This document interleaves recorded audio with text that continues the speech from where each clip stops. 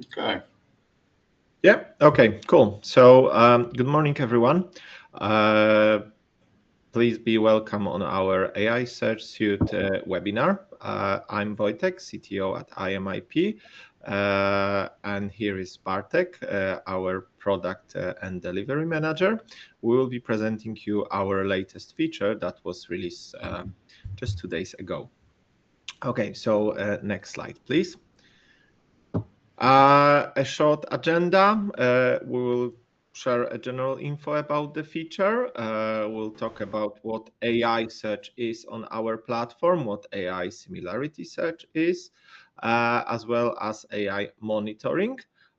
We will share a feedback of our beta test that we performed over last 6 weeks. And we will as well share the next steps. And of course, at the end, we'll answer any questions that you will have. Next, please. Okay, so the general info. The process, obviously, to be able to give you this new feature, we had some challenges with patent data, which is a huge set of data. So we have to implement vectorization of families. We use a family representant concept, and we embedded that process into our weekly patent loading process. We are vectorizing at the moment title, abstract, and claims. Further fields are under consideration, but we'll get there more towards the end of the webinar. And then how actually AI search process works. So we had this already vectorized, the whole patent database that we got. And now if you are putting any query into the search, we are vectorizing that as well using the same model. And then we are looking for the approximate nearest neighbor with cosine similarity in the whole database set. Next one, please. So data coverage, which is important. So every patent with title, abstract, and claims is vectorized. There are obviously some documents that are not satisfying that criteria, so they won't be vectorized, but then this will match the same limitations in a classic search as well. The vectorization is consistent. So as I already said on the previous slide, we are using the same model to vectorize your prompt as we do for the vectorization of the document. You can obviously see all your prompts and similarity searches in the search history. And what is, I think, most important from my side, everything is, of course, hosted by IMIP on our internal infrastructure. So no data, no your data is leaving our safe and secure space. Next one, please. A few words about the model. So we use open source model. We are a little bit too small to build our own. This is a specialized text embedding model. It supports multiple languages, more than 100. The number of parameters, so for those who are more familiar with that, we have 0.6 billion parameters, and the context length is 32K. Model, of course, is hosted on our infrastructure. Model is trained or has been trained, by the provider or by the creator on the general data. We don't retrain the model, so we don't use your user prompt or any similarity searches, and we are not planning to retrain, but fine-tuning is considered depending on the model performance. Okay, next one. Okay. Yeah, I will be giving the voice to Bartek. So now we will jump a bit more into details. We'll go through AI search, AI similarity search, and AI monitorings. But first, the details about AI search. As we mentioned, we have three features. The first one is prompt-based, and in this one, you can either describe your invention, your problem, or you can copy and paste part of claims or part of description and search for similar patterns. There is one limitation for the prompt. You need to put the prompt under 3,000 characters limit. Where AI search can be used.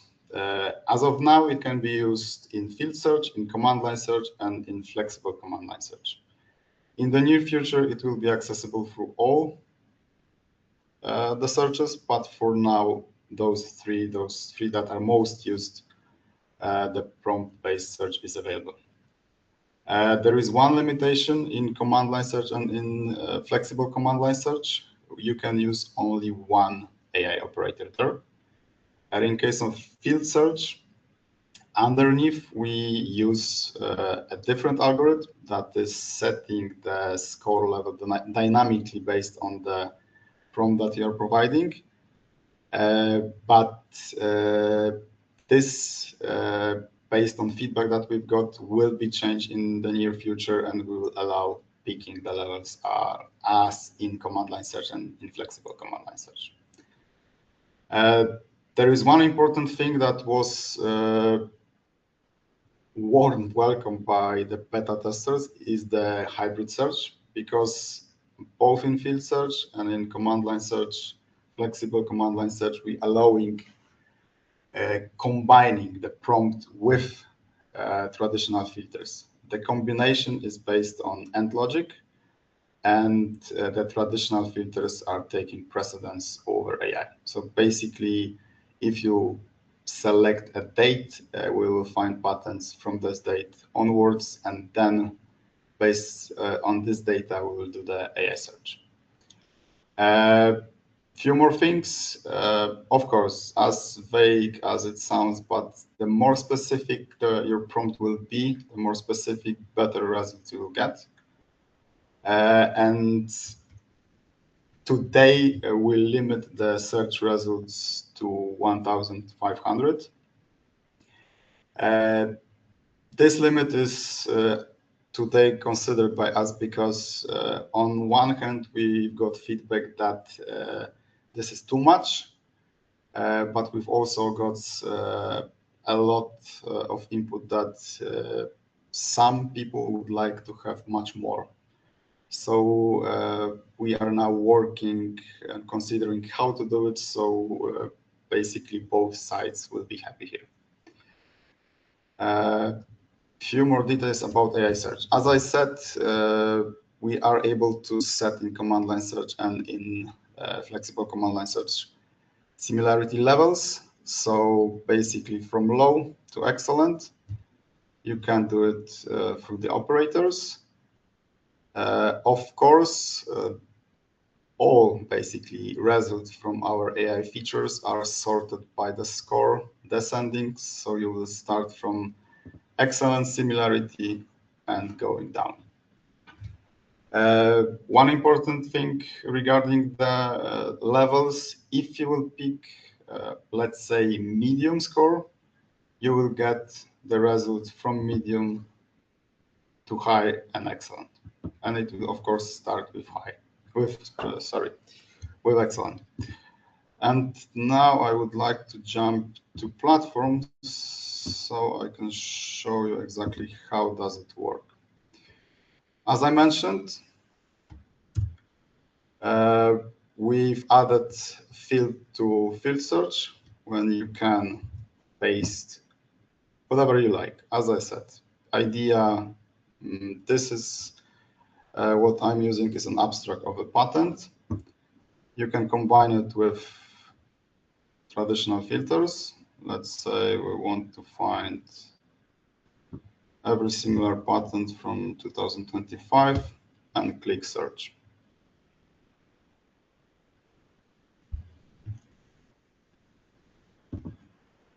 We've hit the limit, And as I mentioned, the lists start from excellent AI similarity score. The same logic as with Boolean search or command line search was used for traditional filters. We are reusing it for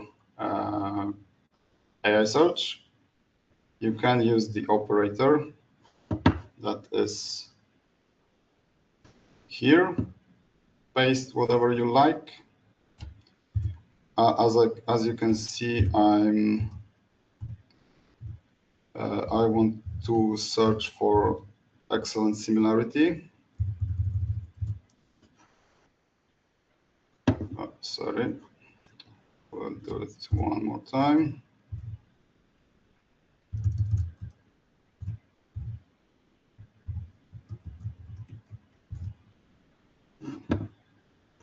Something is wrong. Let me do it this way.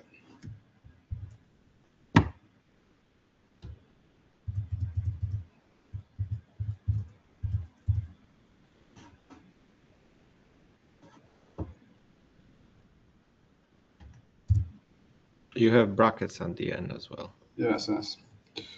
That was the problem. But basically now we are searching for it.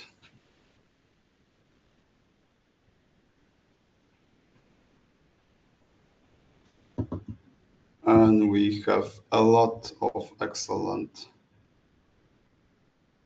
similarity score for this search.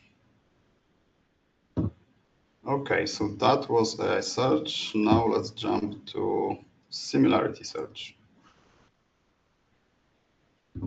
This feature is much more straightforward than AI search because the base for the search is the patterns that we already have in portfolio, in monitoring, or even in search results. So basically what we can do is to pick the patterns in our patent list and run the similarity search. That's the easier way, but we also allow pasting publication number into standalone search. So basically you have two entry points in here. As I said, you can pick a base, and as of now, we allowing 10 publications that can be picked. And as Wojciech mentioned before, the similarity searches are also saved in search history and will be available through Labable. And now let's jump to the platform. We'll see how the similarity search works. Let's start from this one. As you see, I've picked a patent, and now I can run a similarity search from the context menu, or I can do it through manage selected. So let's do it from here. And this is the standalone search, a second step that is going. And we have 86 hits starting from medium. This, of course, means that we weren't able to find hits that have high or excellent score. And now let's jump to the standalone search. It's placed here. As I mentioned, we can paste the publication here. We can either check if this publication is correct, if it's available in our database, or we can jump straight to search. Little sneak peek, we've got feedback regarding this, and we will simplify how it works because for many users it seems too complicated. So that would come, the simplification would come with version 1.1. But as I mentioned, we can check if this publication is in our database, and we can pick basically the similarity score, the minimum similarity score that we want to search for. We'll pick medium as before.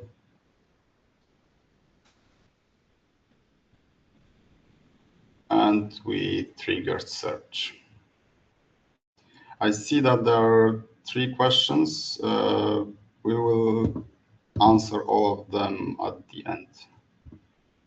And as you see, we had 270 hits that, and all of them are also medium. Okay. And then the third feature, the AI monitoring. This is basically an extension of the searches that I've presented, because from all the steps that you've seen, you can create a monitoring. And there are a lot of use cases, but of course, you can look for patterns similar to yours. You can look for similar patterns in specific technology, or you can paste an invention that it's not yet patented and look if there is something similar to it. And how it is done on platform. As I mentioned, basically from every step you can do it. You can do it from context menu by creating a similarity monitoring. You can do it from manage selected, the same, and you can do it from field search, clicking the monitoring button here. When you click the monitoring button, the second step of monitoring creation will pop up. This is a familiar view to our clients. So you basically need to give it a name. If you want, give it a description and set the starting date. And the monitoring will be created.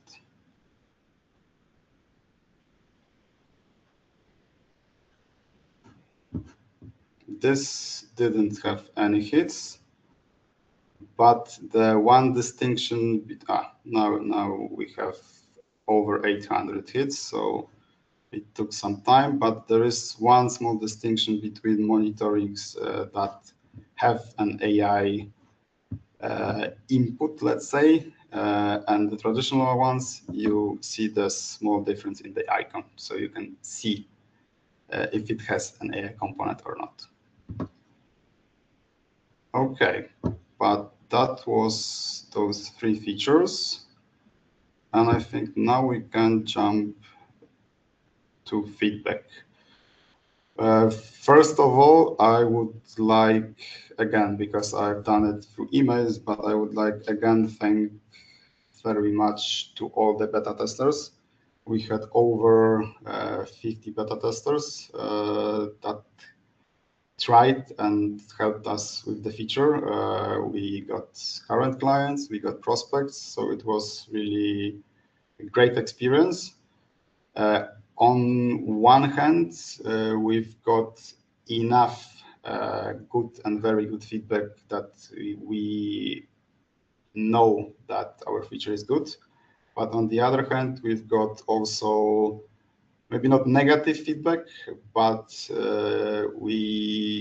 our clients and prospects pointed to some things that we can improve, and that as there was a lot of it, we are analyzing it still, and we will be planning to improve those things that were pointed to us. As I mentioned, we had plus 50 beta testers. There was a strong reception. One a bit negative thing was that we've introduced a tool that is called Open Replay that allows us to see how the features, how the platform is used by the clients.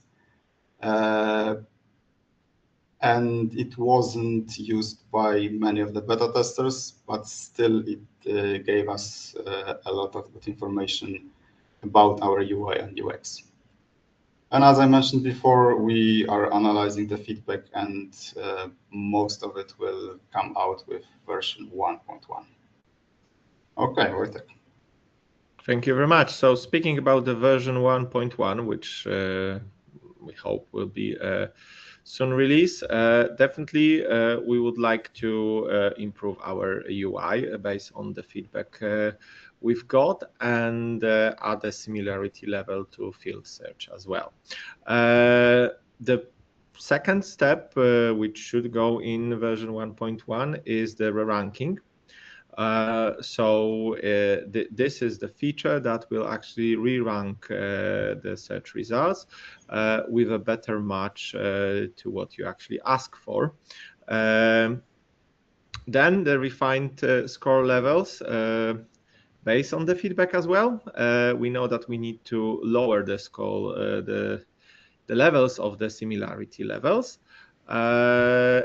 And we would like to broaden the coverage, so expand the base of vectorized documents to additional fields. But of course, as descriptions are pretty long, we need to first run some research and development and see how we can do that in a best way.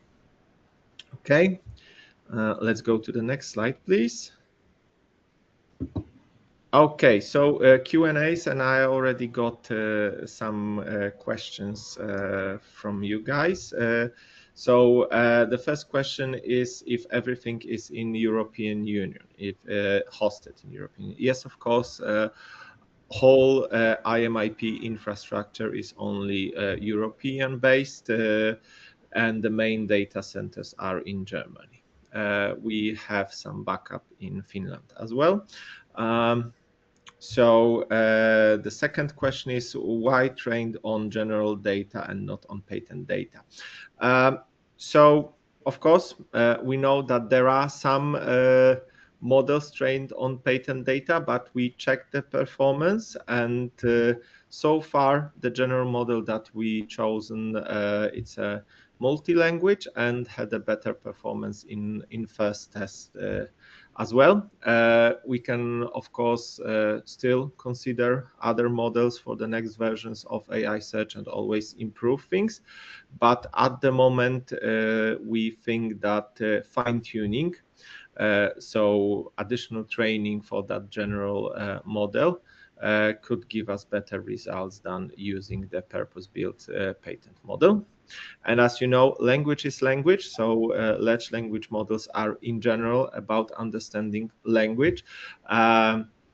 We thought as well that the target group is less experienced search users who we think will be using more general language than specific patent language. And only one AI operator per search. Could you please explain, or even better, give two examples, one good and one bad, not working? Bartosz, I think I will hand over that to you. I think this, sorry.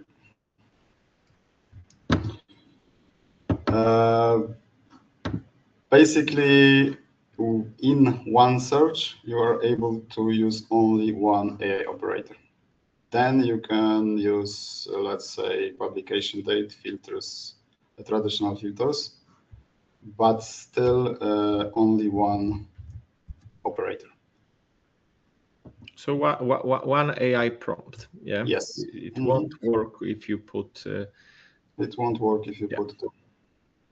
It comes from the nature of AI search, yeah? So we are performing one nearest neighbor activity only.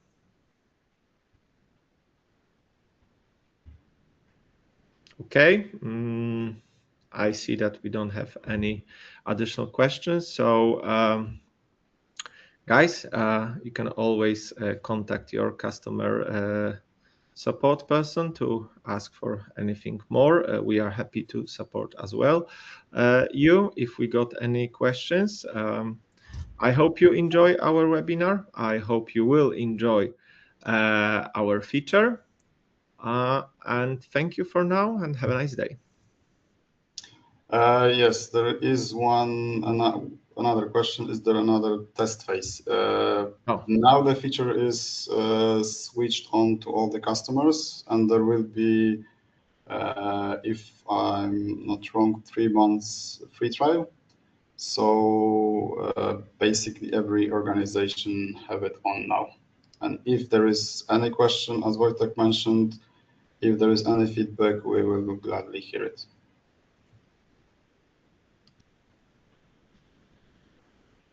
Okay, so thank you very much. Thank you once again. See you. See you.